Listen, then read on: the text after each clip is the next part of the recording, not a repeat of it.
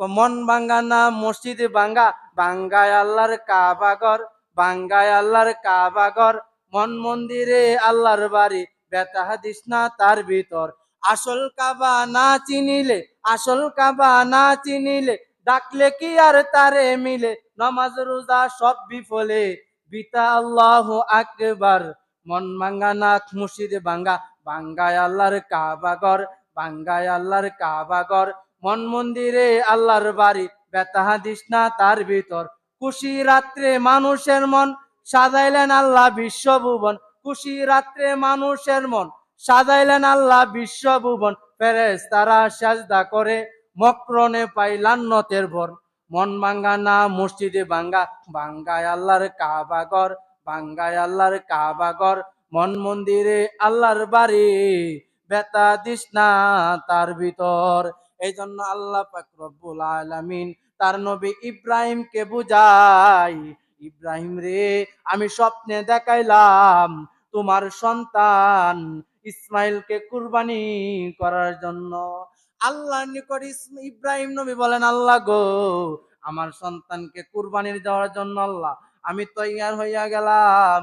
ইব্রাহিম নবী চাকু দাঁড়াইতে শুরু করেন, আর তার বিবি হাজেরা আলাইহিস সালামকে বলতেছেন, হে হাজেরা, আমার সন্তান ইসমাইলকে তুমি সাজায়া গুজায়া দাও, সাজুগুজু কইরা দাও, আমার সন্তানকে মিনার ময়দানে নিয়ে যাব কুরবানি করার জন্য। চাকু প্রস্তুত করে রাখলাম। আম্মাজান হাজেরা আলাইহিস সালাম তার সন্তান ইসমাইলকে সাজুগুজু কইরা সুন্দরভাবে বাবা তার ছেলেকে ইব্রাহিম নবীর হাতে তুলে দেন। হাজেরা আলাইহিস সালামের চোখ দিয়া পানি গড়গড়ায়া পড়ে, আর বলে, আল্লাহ গো, ৮৬ বছর বয়সে একটা সন্তান দিছিলা মালিক, কিন্তু তুমি হুকুম করছো কুরবানি করার জন্য, কিন্তু আল্লাহ গো, তোমার চাইতে আল্লাহ আমার সন্তানকে বেশি মহব্বত করি না, বরং আল্লাহ তোমারে বেশি মহব্বত করি। এই কারণে তো আল্লাহ আমারই নাদোষ নুদোষ চেহারার অধিকারী সুন্দর একটা ফুটফুটে সন্তান ১২ বছরের ছেলেটারে আল্লাহ সাজুগুজু করাইয়া বাবার হাতে উঠাইয়া দিলাম মিনার ময়দানে নেওয়ার জন্য, তাকে কুরবানি দেওয়ার জন্য। আল্লাহর নবী ইব্রাহিম আলাইহিস সালাম তার সন্তান ইসমাইলকে ডাক দিয়ে বলেন, ইসমাইল রে, আল্লাহ তো হুকুম করছে তোমারে জবাই করার জন্য, তোমার গলার মধ্যে ছুরি চালানির জন্য।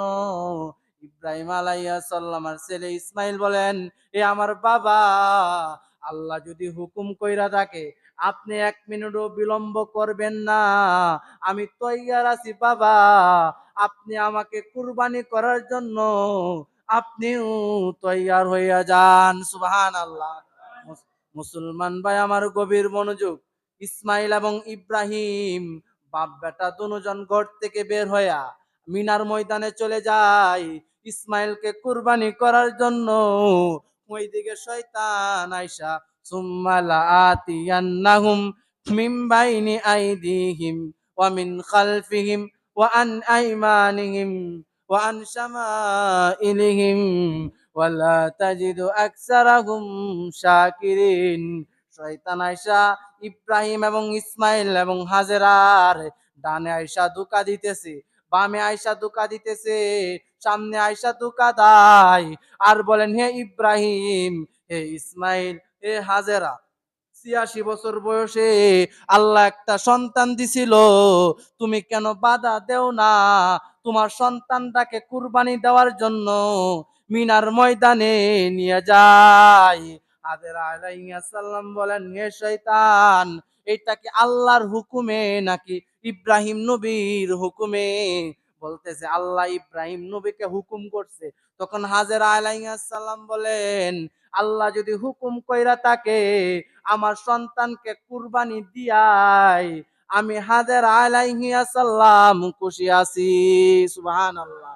তখন বন্ধুরে আমার, যখন ইব্রাহিম আলাইহিস সালাম তার সন্তান ইসমাইলকে বন্ধু যখন মিনার ময়দানে নিয়ে যায়, ইসমাইল নবী বলতেছেন, হে আমার বাবা, আল্লাহর হুকুম তো লঙ্ঘন করা যায় না, আমার ২টা হাতে সুন্দর করে বাঁধেন এবং আমার ২টা পা সুন্দর করে বাঁধেন, ইব্রাহিম নবীর চোখ দিয়া গড়গড়ায়া পানি পড়ে, আল্লাহ গো, আমার নিজের হাত দিয়া মাওলা আমার এই ফুটফুটে সন্তান ইসমাইলকে মালিক কিভাবে আল্লাহ আমি কুরবানি করব।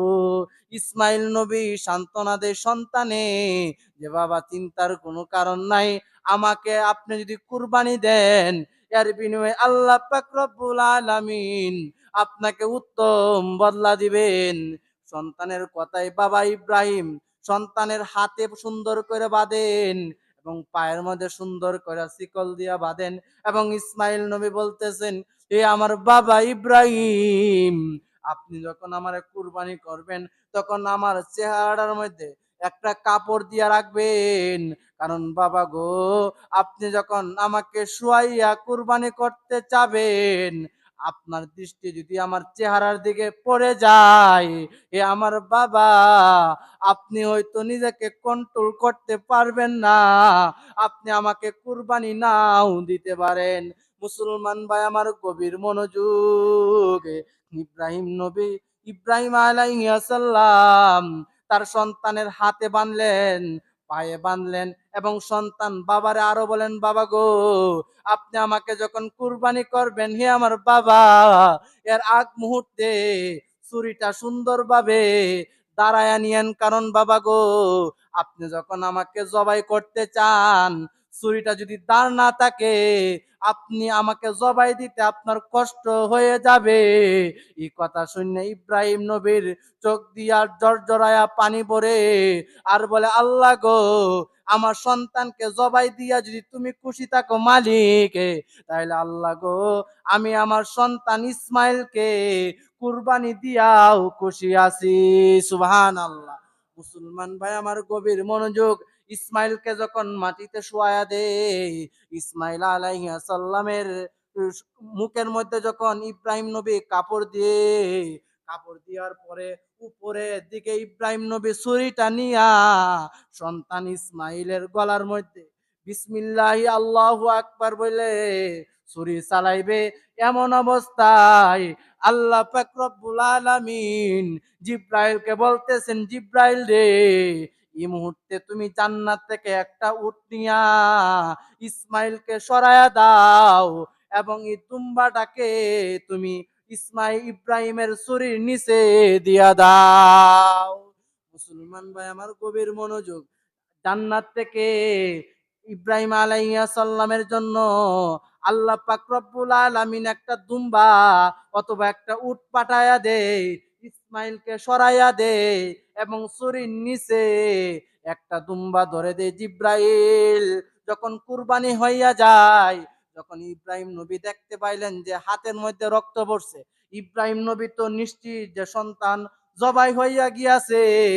ইব্রাহিম নবী বন্ধু আমার চোখ খুইলা দেখে সন্তান জবা হয় না, বরং জবা হইয়াছে একটা দুম্বা। সুবহানাল্লাহ। তখন আল্লাহ পাক রব্বুল আলামিন ইব্রাহিমকে বলেন, ইব্রাহিম রে, তোমার সন্তানকে কুরবানি করার মূল মাকসাদ আমার নাই, আমি আল্লাহ তোমারে পরীক্ষা করতে চাইছিলাম, তুমি তোমার সন্তানকে বেশি মহব্বত করো নাকি তুমি আমি আল্লাহকে বেশি মহব্বত করো। এই ইব্রাহিম রে, তুমি আজকের এই কুরবানির পরীক্ষায় তুমি নাম্বার ওয়ানে পাস করেছো। সুবহানাল্লাহ।